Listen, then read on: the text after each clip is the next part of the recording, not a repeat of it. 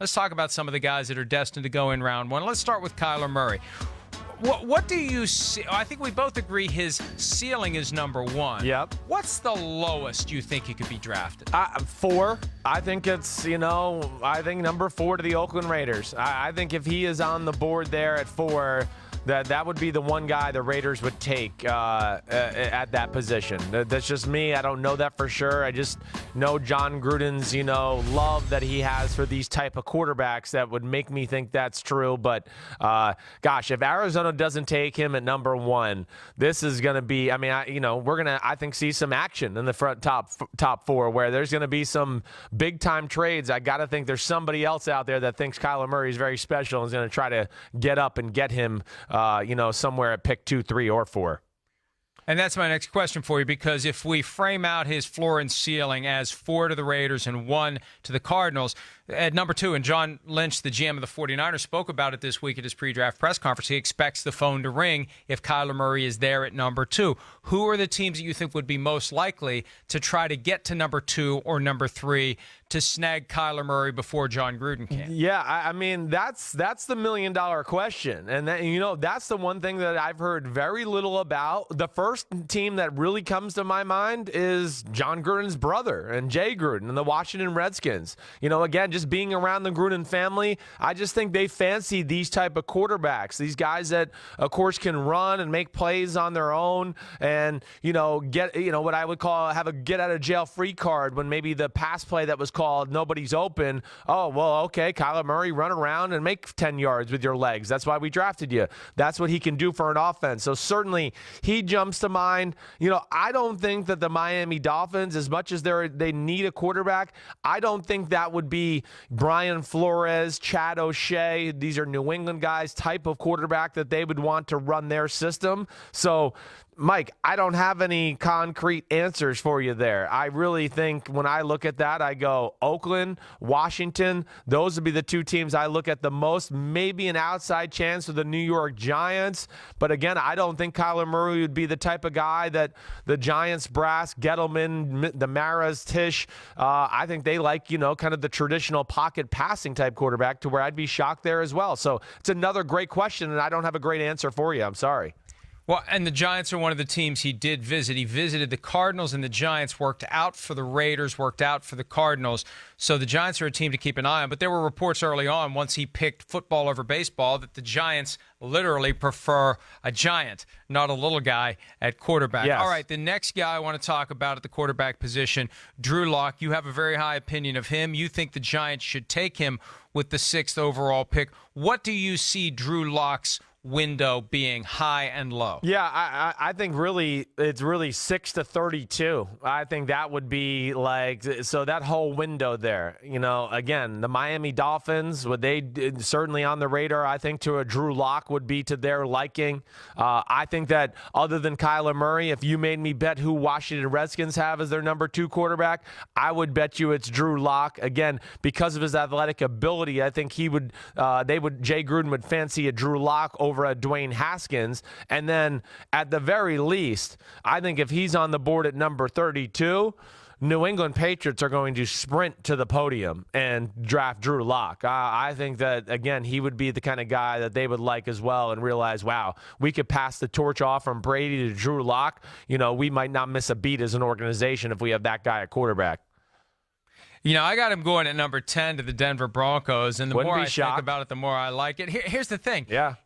John Elway has spent the last 8 years looking for another John Elway, and there may never be another John Elway, at least not in his lifetime, but he fits that mold, right? A guy who's too good for the team he was on, a guy whose team had a bad record. Now, it didn't keep Elway from being the 1st overall pick, but It's affected Drew Lock this year. But a guy that's got the skill set, the athletic ability, a guy who can be groomed and molded and maybe could be a junior version of a John Elway. And Elway, I think, feeling that urgency to find a guy who's going to be the quarterback for years to come. Joe Flacco clearly a short-term Band-Aid type of a solution. And when Flacco's making $18 million this year and Drew Lock would be under a rookie wage scale contract, you can afford in the budget the money that it would take to have both guys on the roster. You're still going to be paying far less than the teams that are paying guys at the top of the market. That's right. And I won't be mad at John Elway if he did take Drew Lock at 10. I get it. I understand it. There's some comparisons there.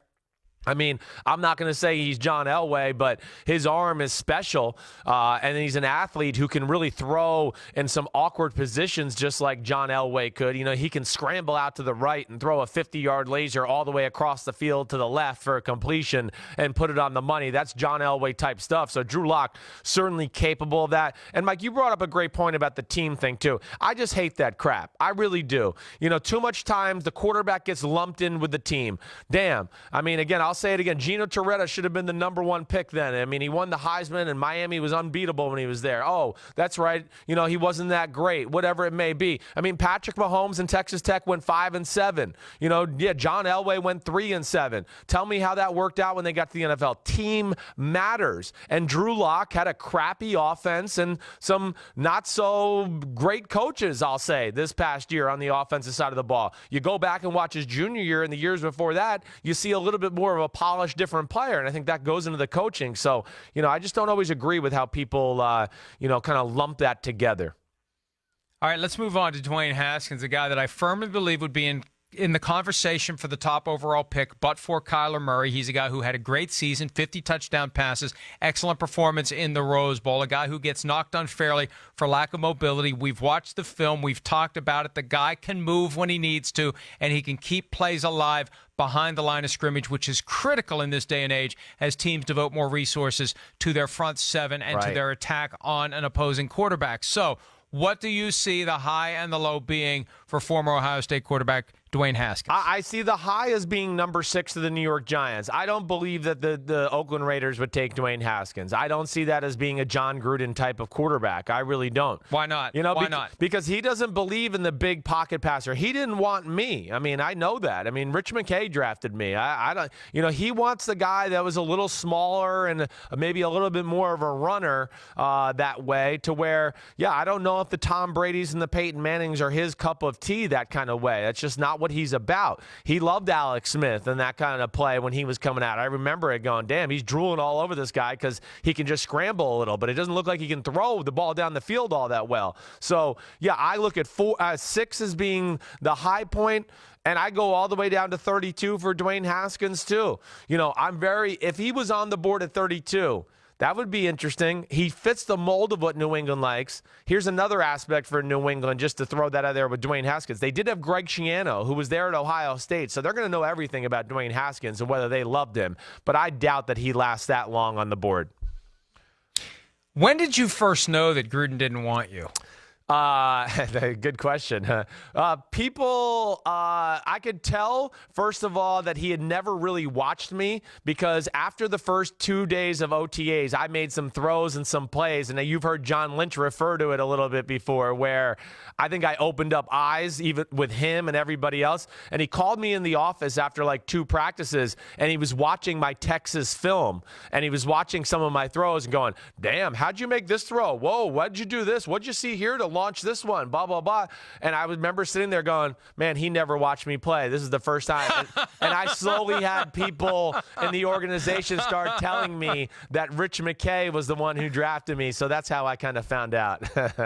All right, one more before we take our break. Daniel Jones, look, they've been leading us to believe, pretty much everybody, that he is the Giants' pick. Yeah. The question is, where do the Giants pick him? What do you see his framework being of when the Giants would pick him high, when the Giants would pick him low? I know, I don't mean to be boring, but again, I think his window is 6 to 32 too, because I just look at it and go, okay, if the Giants don't take him at 6, then I'm not so sure they really want him at 17 either. I mean, if he's your guy, he's your guy. You got to take him. I'd be scared if I was the Giants at 6 that maybe a team like maybe the Miami Dolphins, they could fancy a guy like a Daniel Jones because they want somebody that can, orchestrate that New England Josh McDaniels offense. So I think it's 6-32. Another guy that I think if he's on the board, he would fit the New England mold. I can understand them wanting him. But somewhere in that range, I think if the Giants are sold on him, and I really believe that, and I've documented those reasons why, I think you got to take him at 6 and not roll the dice on 17. Do any of these guys that we've talked about just now, Kyler Murray, Drew Lock, Dwayne Haskins, Daniel Jones, do any of them fall out? Obviously, Kyler Murray won't, but the guys you're saying their floor is 32. Could their floor be lower than 32? Could they fall out of round 1 altogether? I would really be shocked, especially with what I call the big 3. I mean, when I go Murray, Lock, Haskins, I look at those 3, I would just be absolutely shocked if they fell out of the first round. I really would be. Daniel Jones, he'd be the one where I'd go, ooh, I wouldn't expect that, but, I don't think his talent is a first-round talent, so I wouldn't be as surprised as the other guys. Give me the guy most likely to be quarterback number 5 taken in the first round in your assessment. Oh, if would be a 2-man race between Jarrett Stidham from Auburn and Ryan Finley from North Carolina State. I think it would probably be more likely to be Stidham, who was a guy that was being talked about as a first-round pick after 2 years ago when Auburn was good. But again, what happened? Auburn was crappy this year, and everybody blames Jarrett Stidham for that. I mean, because there's nobody else out there. It's just a quarterback. He's doing it all. I mean, it didn't matter that the guy couldn't get protected and couldn't get a receiver open. They had a grade school pass offense. That didn't matter. So I am a big fan of Stidham. I think he is a guy that's got some potential. Reminds me of Tony Romo. Well, I'm not giving up on my guy, Will Grier. Oh, I know you're not. Round 1. His high-low is bottom of round 1 into round 3. And I hope Minnesota takes him. Well, let's not. You brought that topic up at a time where there's really nothing else I can say because we have to take a break. But I guess I wouldn't complain about that if that were to happen. Hi, I'm Mike Tirico, and thanks for watching. Make sure to hit subscribe for the latest news and highlights from NBC Sports.